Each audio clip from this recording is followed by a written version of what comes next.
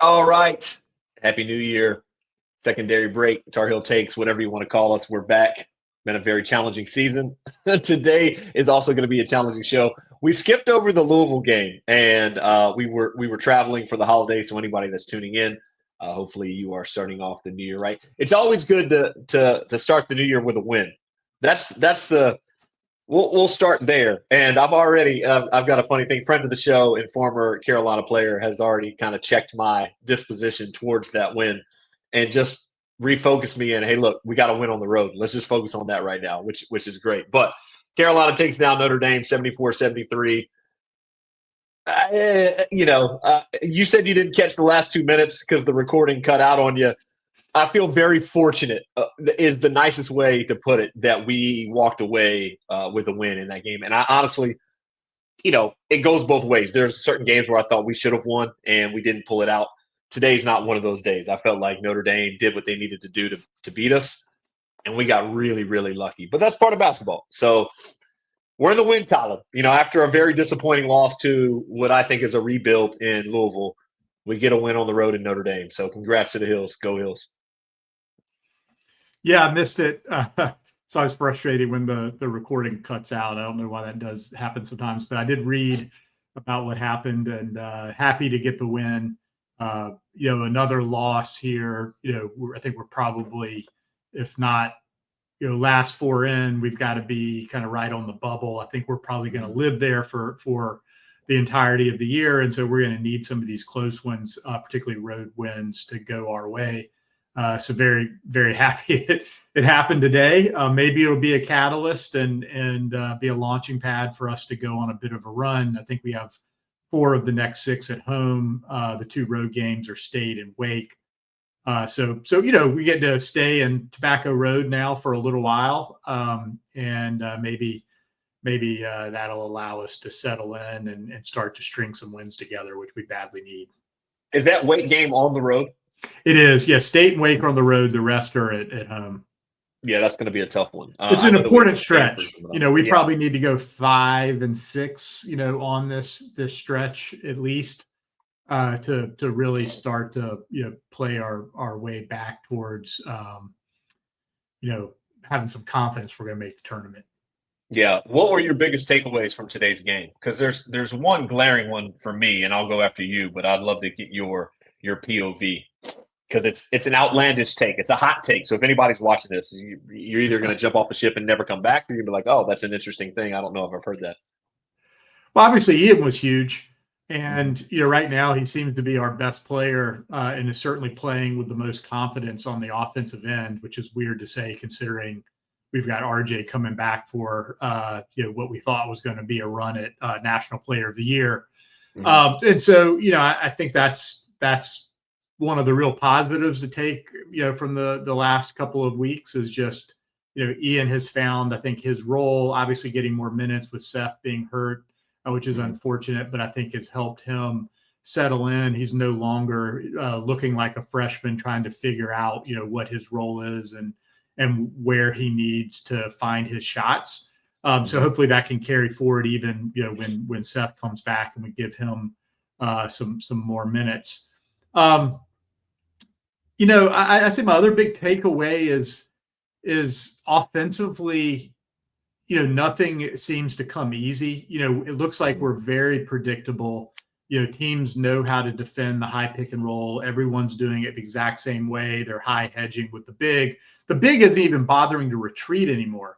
And so they're just, sort of high hands, forcing our smaller guards to try to throw over the top, which slows the play down. And then we just have too many non-shooters. And so the rotations are easy to scout. And that offensive set just doesn't work, I think. And people are just, until we come up with a counter for what people are doing, we need to move away from that and figure something else out. But we're not getting the easy buckets or the easy points that Carolina teams have traditionally gotten between offensive rebounding, second chances, getting the other team in foul trouble early.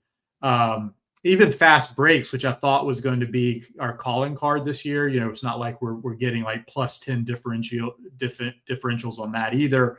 We're not really turning people over enough to get easy buckets. So everything's coming in the half court. We got no post presence. And so it's all very predictable, guard-oriented motions that aren't leading to anything easy. And statistically, just for playing the odds, possession in and possession out, that's not going to lead to, I think, a lot of wins. And so I don't really know what the answer is. And I guess my last one is defensively is maybe my biggest disappointment so far this year is that the defensive intensity that we played with last year, which you and I talked a lot about on this show, that was so refreshing. It's never really been part of the culture of Carolina basketball. Mm-hmm. We would turn it on, late in the season, for some of those good teams, but just that 9 in, 9 out, grinded out defensive intensity is not carried over and isn't part of the culture of this team.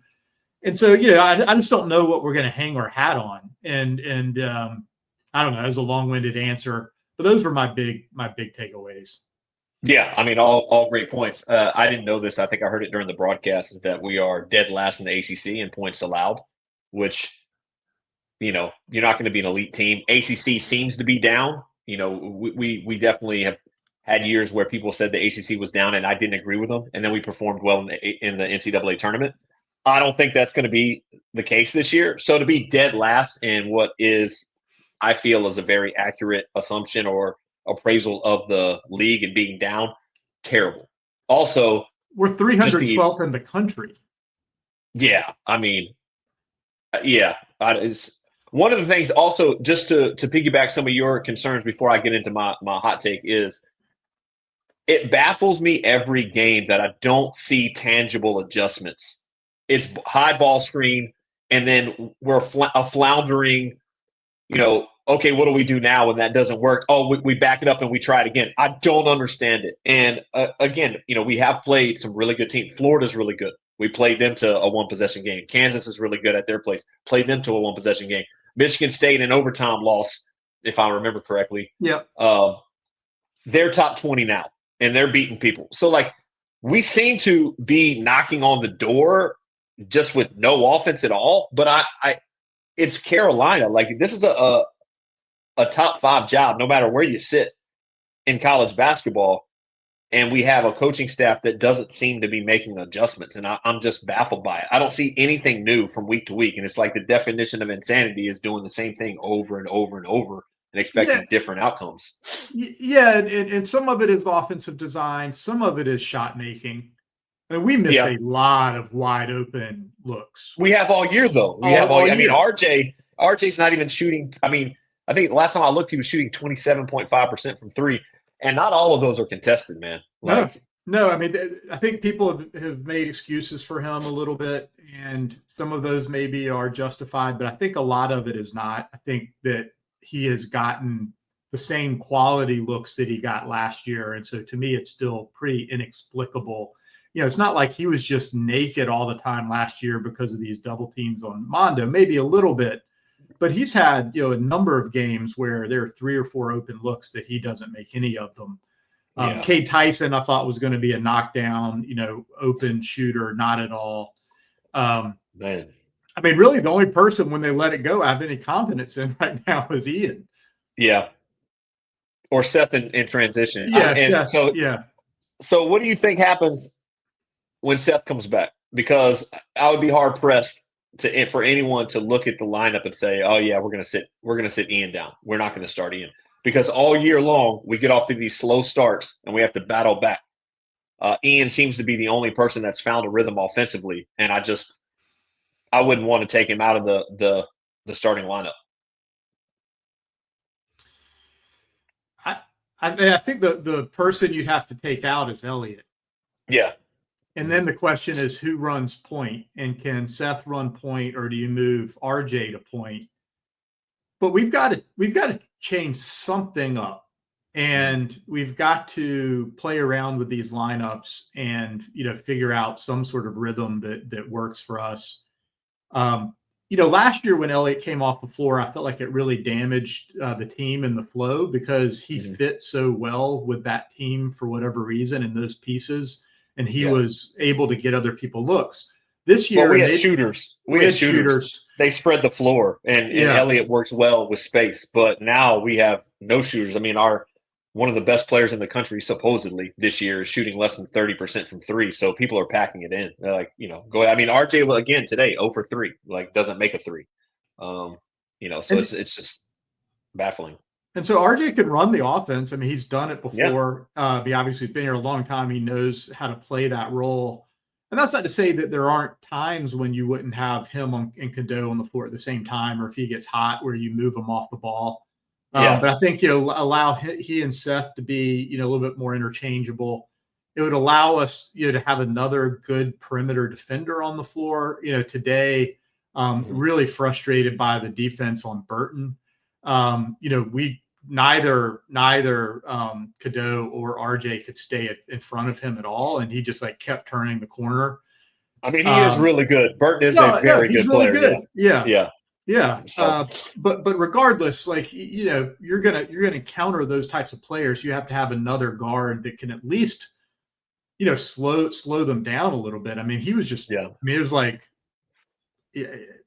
me guarding you. It's just at will. One of my issues before you move on from that is, and you didn't get to see this, was the last play of the game. Obviously, Elliott throws in a huge shot, massive, and I'm happy for him. Obviously, has struggled from three, missed a similar shot against Kansas. He knocks it in, finishes the 4-point play, which, he's not the best free throw shooter, so just an incredible effort by that kid. We call a timeout. And this is where, I don't understand it. And I know that we do have a couple of friends of the show that are Carolina players, and I'm probably going to burn some bridges by just having this opinion, but I want to put it as lightly as possible. But I truly mean it with all my heart. Hubert Davis comes out of the timeout and just allows their best, fastest, and hottest player in the game, Burton, to get a free look, just receive the ball. We concede to him okay, go get the ball. We don't deny at all. And I understand you don't want to give up anything going away from the basket. But also, we give the ball to Burton. And he has a free dribble drive to the lane and misses the shot. It was kind of contested, but in 4.5 seconds, have someone else beat you. This guy's been beating us all day long. And out of a timeout, that's the defense we set. Not to mention, Withers is guarding the out of bounds. After the ball is inbounded, he just kind of walks back. He just watches the play. And, they're not going to throw the ball backwards with 4.5 seconds. Get off your ass and get down and make it hard. It was just the lack of effort and then the defensive game plan out of a dead ball situation to win or lose a game that could end your season as far as hopes of the NCAA tournament. I was like, yo, this is – I just don't understand it. It's roll the dice and hope they miss. So I didn't see that sequence, so I can't comment on it.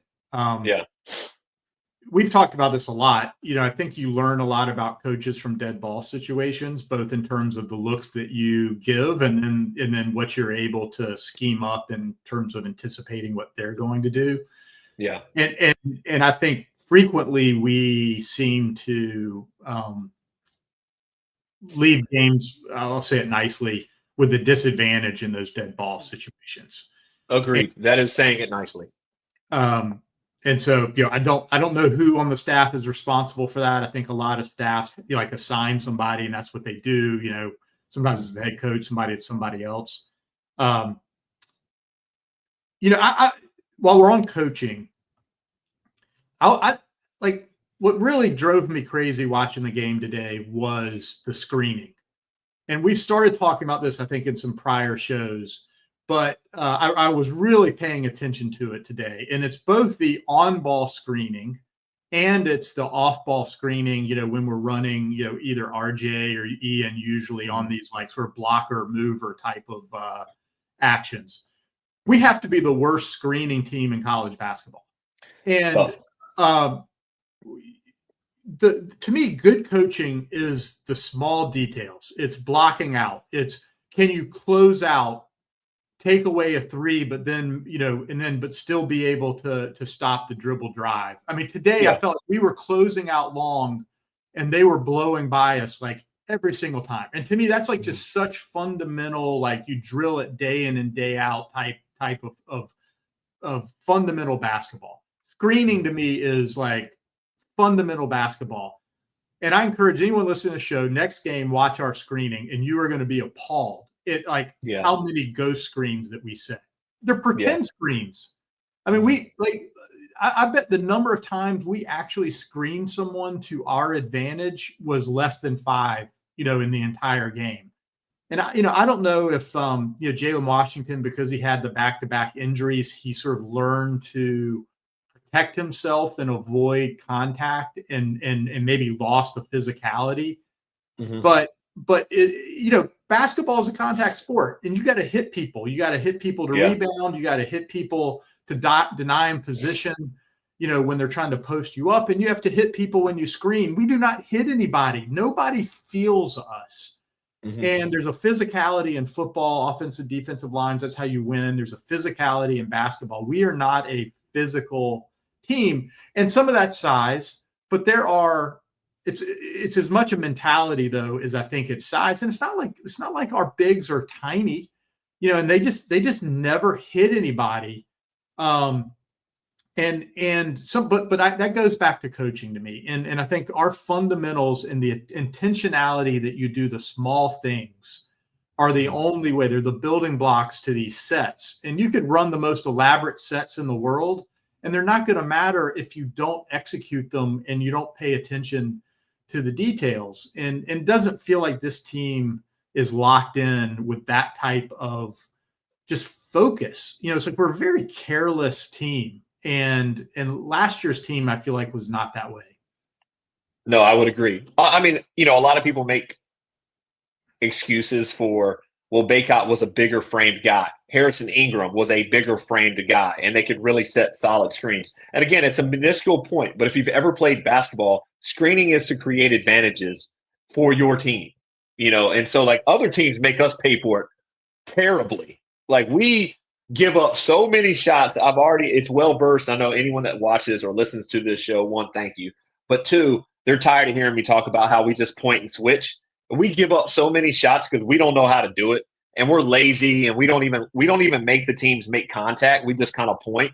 And then we end up giving up massive shots in massive games. And it happened a few times a day too. But I think that they've cracked down on it.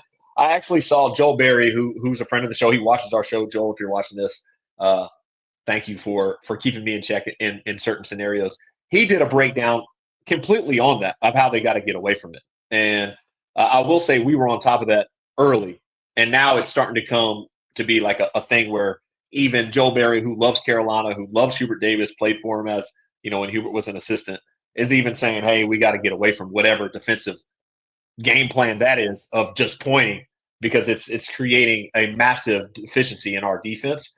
And then we don't do any kind of contact screening on our end, except for maybe 100 feet away from the basket where Jalen Washington just doesn't set and he just runs into somebody.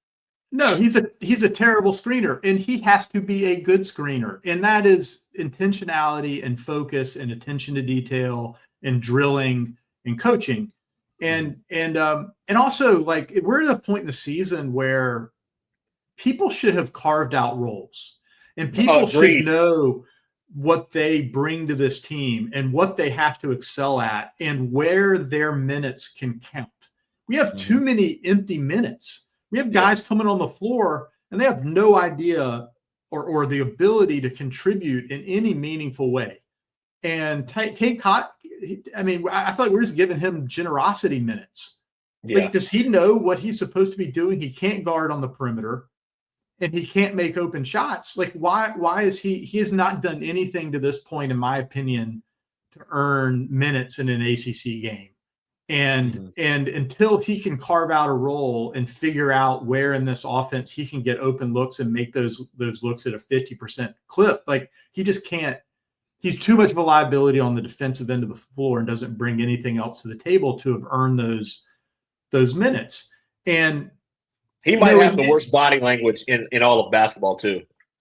And like, why our bigs can't roll and then catch the ball and make one, move and get to the basket. I mean, if as much as we run that action and as much as they are trying to take that away with their big, if we had, bigs who could counter that, but they're just like, throw it into them because, 50% of the time it's a turnover because they're going to fumble the ball or they're going to travel or they're going to make a bad read and try to like shoot it to the corner and throw it right to the other team. I mean, but again, like I don't understand how in practice they're not getting enough reps with that motion that you would think, man, all you have to do is catch the ball cleanly, get an up fake, one dribble and dunk. You know, it's just I just feel like that role and where people can excel in the offense, it feels like there's a mismatch in the skill set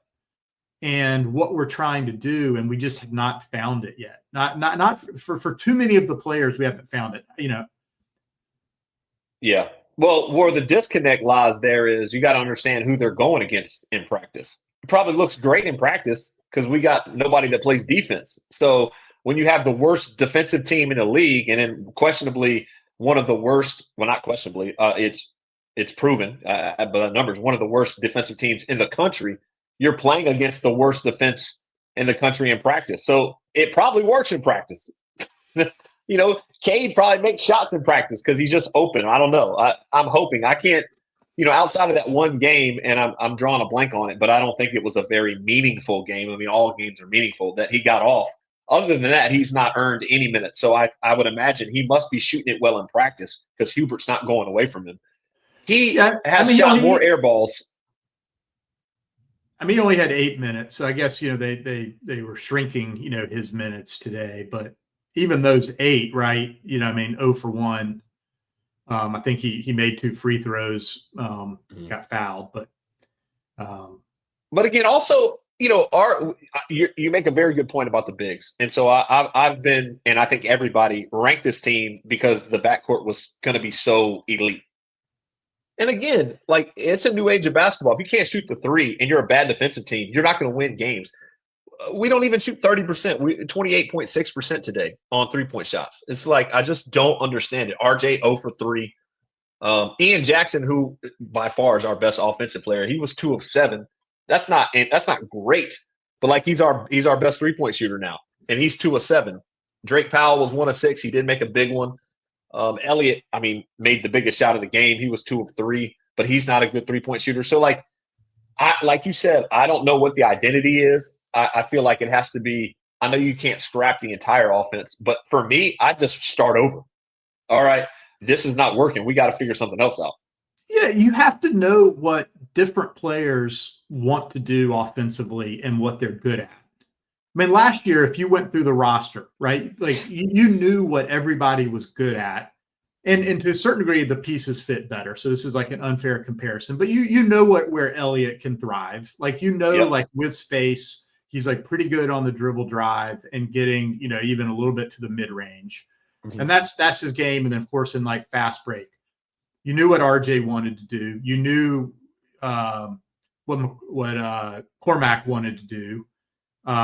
You had like a bit of a Swiss Army knife, you know, at 4, you know, because he could back down and he could shoot, and so yeah, he was like a really flexible piece. And then of course we knew, you know, what Baycott wanted to do, and so you had all those. Baycott. I miss Baycott. but like you had all those pieces, and the offense like really flowed for like each of those people. Do you know what Jalen Washington wants to do on offense? I mean, he's 4 years into the program. Like, where does he want the ball? Like, what? He doesn't even look at the rim on the roll. I don't know if he doesn't even look at the rim. What happened to him hitting trail threes or him looking to get it? He doesn't even look at the rim. He'll roll, and his first thing is, how do I get this hot potato out of my hands? Like, yeah. I mean, he can't catch the ball in the post and reverse pivot and face and hit, you know, 3 or 4, you know, 8-foot jumpers, you know, and then if you make a couple of those, now all of a sudden, you know, they sort of go for the ball fake and you got a counter, and like he can't get double digits doing that. Like I thought he was supposed to be a skill big. I think he is a skill big. We don't treat him that way. I mean, we never run any offense for him. If I were him, I'd be like Hubert, like I got some game, like give me, let me be the primary option a couple times and see if I can't, you know, initiate something and score on the low block or the elbow or wherever the heck he likes the ball. I don't know where he likes the ball. Doesn't seem like anybody does though.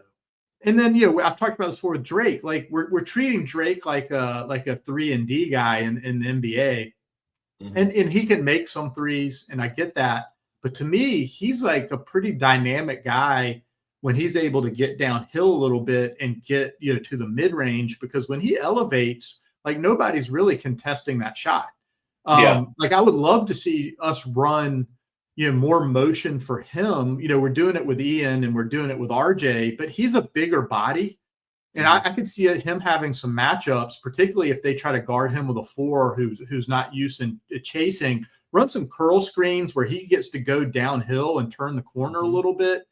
Like it just feels like we're forcing these pieces into an offense that doesn't fit them, and the coaching staff isn't taking a step back and saying, okay, like where can I give Drake an advantage where he's going to convert at a high rate? Where can I give Jalen an advantage where he can convert at a high rate? And then, maybe some of these other guys can thrive a little bit more, because right now all the attention is focusing on 1 or 2 offensive weapons, because the rest of the guys, I mean, they have no idea what they're supposed to be doing on the floor to initiate any offense. Yeah. Yeah. Yeah. It's a tough puzzle to fix if you don't have faith in the coaching staff to make the adjustments. And unfortunately, I don't anymore. It's just we're halfway through the season and we're running the exact same offensive sets that I saw the first week of the season after losing the games and getting down by double digits against quality components or opponents. And just, I don't know, my faith in the adjustments is completely out the window. I mean, we played Louisville, and in a must-score situation, we only scored 1 point in like the last 4 minutes and 13 seconds. But when the game was still in reach, we're coming out of a dead ball timeout. We got to get a look. We got to get a shot up. Hubert calls America's play. And like, he doesn't even flip it. It is a cross screen, double elevator screen to the top. If you've played any level, and anyone is playing on Louisville did play some level of AAU basketball, you know how to guard that. You don't even have to go into if you see the double posts up top that are closing, the guy closest to the ball is going to extend, and the inside man's going to take the role without doubt. I didn't play at a Power 5, and I know that for a fact. And that's what we call out of a timeout. Like, just the offensive ingenuity that's lacking on dead ball situations. It just baffles me of like why or how we are not more creative in getting guys the ball. I mean, I love RJ. It's been very challenging to be excited about the year he's had. Some of me thinks maybe it would have been better for him and better for the team had he just left, because he's not even shooting 30% from 3. So like the money he might have made, or the chance he might have had at getting a look at a G League or a 2-way contract, is because he was such a great shooter, and the NBA is all about shooting. That's out the window. Like, he can't even shoot anymore. It's crazy to me. I don't understand it. Yeah. I mean, it's one of the great mysteries of this team, and I keep expecting it to change, because we've seen so much evidence of what he can do. Maybe if that RJ comes back, this team goes from being a bubble team, to really having a chance to make a little bit of noise. But even people forget we beat Memphis without RJ a week before the season, and Memphis is good. I mean, I don't know. I think one of the guards being out, I hate that it's Trimble. Maybe it like solidifies other guys, and that they know, okay, I'm going to get these 30 minutes. And, even though we barely beat Notre Dame, we just lost to Louisville with Seth out. So maybe that's not the case, but I don't know. It's just not looking good. It is very challenging to watch the team be so up and down all the time. So did I talk over your hot take? No. I mean, everything you said is correct. My hot take, it kind of incorporates something that you may. I'd run everything through Ian now. I'd say I'm sorry, and I'd move RJ to the secondary option, maybe third if you want to put Seth in transition as one of the options. Hey, we get the rebound or we get the steal. We're looking to find Seth in transition, because I think getting downhill and to the rim, he's a great option for us. Where that used to be, let's find the big running front rim. Hey, we get the rebound. The first look is Baycott running front rim. First look now, let's find Seth running downhill. After that, let's run a set that primarily focus on creating an advantage for Ian. And then after that, maybe we find RJ a shot. But like, I'm just so over RJ missing good looks. He's gotten good looks. I mean, he missed a runner today that was naked. He could have made that kind of would have put us up 3, I think. They come down, they take the lead. They go up one because he missed an open look. This is an open free throw line jump shot. Now, he did contribute by passing the ball and getting assists. And so I'm like, oh, cool. Let's move him to point. If people are going to press up on him, let's run the offense through another player and see if teams adjust that way. But I would run everything through Ian now. Like, I just feel like he's the best offensive player we have. And unfortunately, I know RJ had lofty expectations and he's an all-time great. I just don't think we can win big-time games doing the exact same thing that we've been doing all season and barely winning and then losing to teams we should beat when he's the primary force of the offense. Well, he's earned minutes, and I'm glad he played 38 minutes. I'm glad that Drake played 27. I'm glad we're playing the freshmen. I kind of like to see James Brown get some more minutes, just because I know what these other bigs can't do. Maybe he'll impress me with what he can't do. He got in today for like 3 minutes. 3 minutes. He got in today, and he just doesn't get they don't give him a shot. Like, he must be terrible in practice. Because Van Lubin and I'm all for Washington, and I know anyone's watching this is probably like, man, he hates Washington. I'm just not a believer. It's just too much for me where he's just not a threat at all. I mean, the last couple of years, he hasn't been great backing up Baycott, but at least when he comes in, like you said, he has a nice jump shot. Hubert called him the best shooting big in his class, in the nation. And we can't get him a mid-post, face-up, Sigma turn, let him shoot a 12-footer, something. Yeah, that's a weapon, man. If you've got a big that can make a little 8 to 10 footer, I mean, that's tough to defend. Yeah, but he doesn't even look to do it. Now, I don't know if it's Hubert taking his confidence or if it's him. He's just not mentally strong enough to, like, battle through stuff. But it's not there. He doesn't do it. So I'm over it. I'm ready to move on to see what James Brown's got. I mean, at least he had 5 blocks today. I mean, at least we defended the rim. We had 8 blocks. I mean, that's something. He's like a baby deer. He can't stay on his feet. I think it was a massive possession where he didn't seal, lost the ball. Withers tried to do something. He ends up falling down, fouling them 100 feet or 85 feet from the basket. Double bonus in like a 1-point game. Yeah. Like, just little things like that. Like, again, I played for a Bobby Knight type coach. So the little things like that would get you run to death. Like, you were fearful of making mistakes and errors like that. Like, you just never did it. I'm all for effort, but there's also basketball IQ, and you don't dive at somebody's legs when they already have the ball when you're in the double bonus in a tight game. I mean, it wasn't a loose ball. It wasn't like, okay, the ball's rolling on the floor and there's no possession. I mean, it was clearly they had possession and he was just out of control.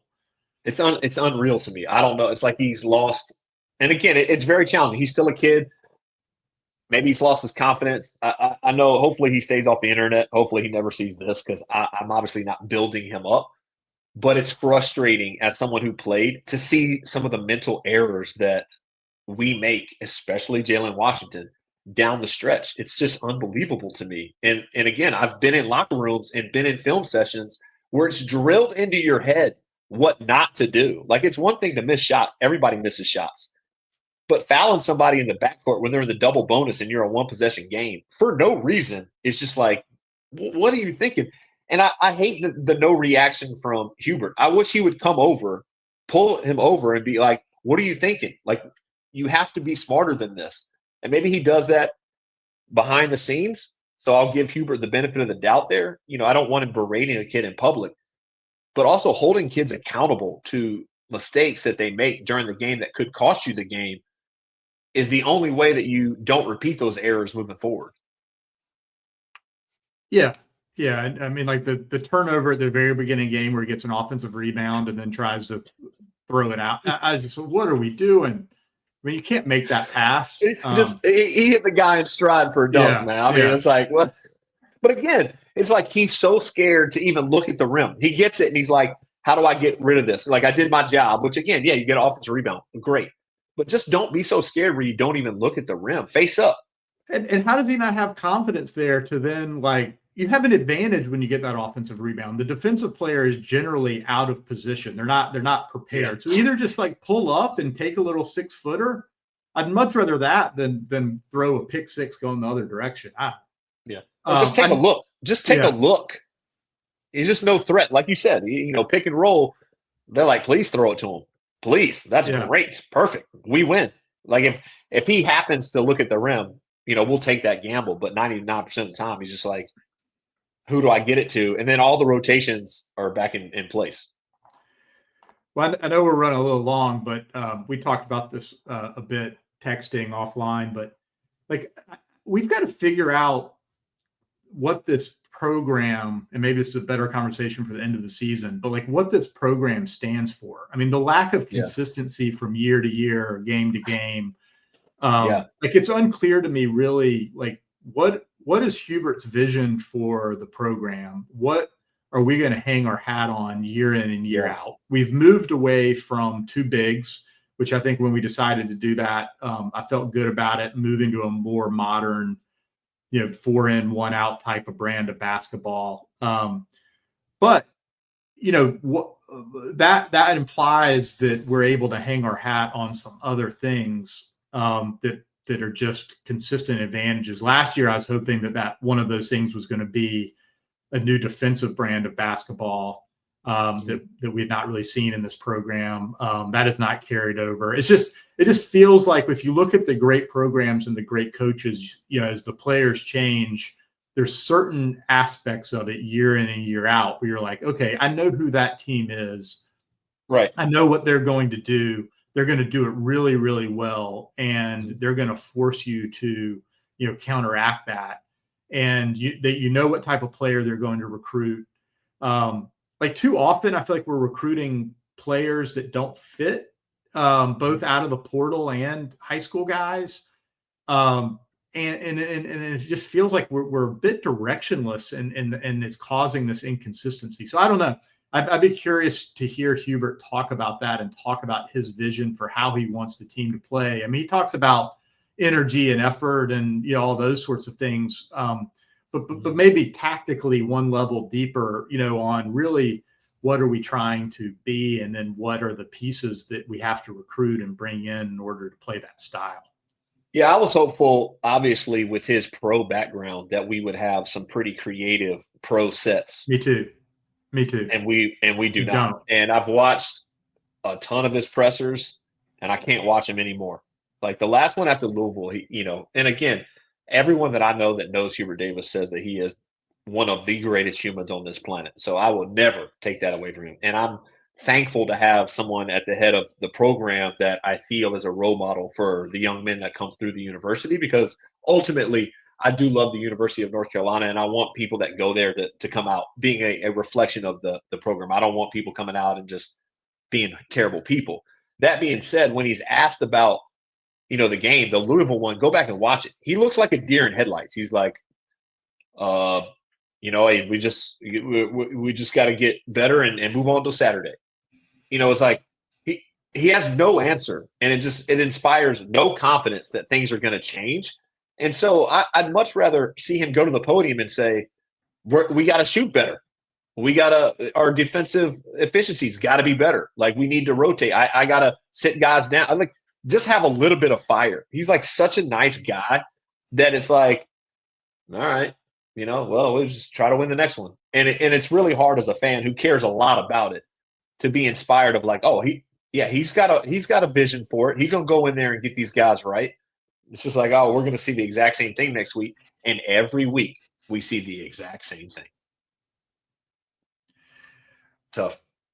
Yeah. And what's weird is we've had some players that have really thrived in this system, but then we've been unable to replicate that style of play with guys that we've brought in. And why that's happened, whether we've missed on the scout, whether our player development isn't where we need to be, I don't know. But I mean, when you have a Brady Manick and you have the success that he had in our offense, and since then we have not really had a four that could do what he's done and stretch the floor. And I know he was an uncommonly good shooter, but there are other guys in the world who are roughly that size who can shoot the basketball. And increasingly there are more of those guys because, that's the way the basketball is going. And so bigs, used to be they didn't work on that type of skill. Now they do. why we can't find that in the portal where it's proven that you got I someone. mean, Harrison, to a degree, he would have changed the dynamic of this team. Also, he was a dog. Like, he was a guy that, like, he didn't back down. He got better when people started chirping. I don't know if we have that mentality on this team. And I think solely, Baycott definitely, but solely Harrison Ingram, we win half the games we lost this year if he was just on the roster. Just mindset, ability to rebound, stretch the floor. Even though he wasn't a great shooter, but he was good enough that you had to respect him. Yeah, that's true. I mean, he was probably closer to that manic skill set. But we haven't consistently had it, and then the fact we can't replicate a Baycott, not exactly Baycott, but a post guy that you can throw the ball into. If you're going to play 1 in, 4 out, like that implies that you have a post guy who is at least, decent down there and is enough of a threat that it forces the other team to try to send doubles every once in a while to free up some other guys. But to have like no post threat, it just feels like for a program of Carolina's caliber is just such a failure of roster management. It's hard for me to get over. If you were to poll the top 300, what is it, like 327 D1 teams now? Yeah, it was like 316 or something. Yeah. If you were to poll all of those teams, I would imagine 300 of them at least have one post guy that they have some semblance of faith of, like, we'll dump it down. And either, one of the post players that I played with, and I know he watches our show, Josh Sheehan, was limited in some of the things that he could do offensively, but he still had go-to moves. Like, he had a great drop step, and he had a good drop his left shoulder, little sky baby hook. Like, he ate with that. So, like, I don't understand how we have nothing. You need one move with a counter at a minimum. And look, we're not asking you to lead the offense. You just need to do that 4 or 5 times a game, even if that one move is a reverse pivot, take the ball up from 8 feet. I mean, like you have to have a, I mean, we've all played basketball. Like, you know what you like to do offensively. I mean, how did he get to Carolina? Get to your spot. He had to have had some of that in high school to get to Carolina. I don't, but we're not seeing any of it. And Van Lubin, I actually like Van Lubin because he is what he is. I don't have expectations for him. He's going to pick and roll, try to dunk, and just rebound. Doesn't seem to have much more to him. But again, he played in the SEC. Was he just bigger and stronger than everybody in high school? He just put back dunks or something? I just don't get it. It reminds me of Joel L. James. Notre Dame and in the SEC. I mean, he got up one shot today. Yeah, I don't know, man. It's not looking good for us. I mean, I know we won. But the way we won, it was very lucky. We're very fortunate. And I don't know. After watching Louisville, then watching this, I thought we might have turned the corner after the UCLA game. Like, all right, we're going to go super small. We're going to spread the floor more. And then Ian Jackson is an elite shot maker. So we're going to start giving him the ball more, which we have done. So maybe when Seth comes back, we play those 4 guys and Withers at 5 or something. I'm not a big Withers fan, but I'll take him at 5. And I'm not trying to be an unrealistic fan here. I'm not saying, hey, this team with better coaching would be a Final Four contender. I think this team has severe roster limitations. Correct. And it's even worse than I thought it was going into the season because of the lack of development of some of the players, and then the transfers just really haven't fit. Yeah. So I get it. Like, this team's limited. Like, we are not a national title contender. However, I still think this team is underperforming the talent level. I don't think that this team should be a bubble. We might miss the tournament. No, we should miss the tournament. I mean, the way we're playing right now, we should miss the tournament. If we don't improve, I believe we will miss the tournament. Yeah. So I'm still hoping that we're going to make some of these adjustments, or ones that we didn't discuss that are better adjustments. But yeah, we can't. The status quo is not going to even get us in the tournament. Like you can't luck out a win against Notre Dame, who's a pretty mediocre team, and feel good about where you stand. Yeah, nuts. Well, who we got next? Let's see who we got next. Oh, SMU, and they're taking on Duke right now. I'm going to try to turn that on, see if I can't watch some of it. Yeah, but, they're 2-0 in conference. I think they beat Virginia and Boston College so far. Yeah, it's disappointing. And anyone that's still here watching this, apologies for the doomsday thing, but I just don't have a lot of hope right now. I just don't see us getting better. I feel like everyone's getting worse except for Ian, Seth, and Drake. Yeah, I'd be surprised if people listening to this feel like we're being totally unfair. Maybe Oh no, slightly in some cases. I don't know, but I think yeah. most Carolina fans have to be feeling the same way. All right, well, go Heels. A win is a win. We're undefeated in the new year. Oh, I guess no, we lost on New Year's Day, so we're 1-1. We'll see. All right, I'll talk to you soon, man. All right, go Heels. Go Heels.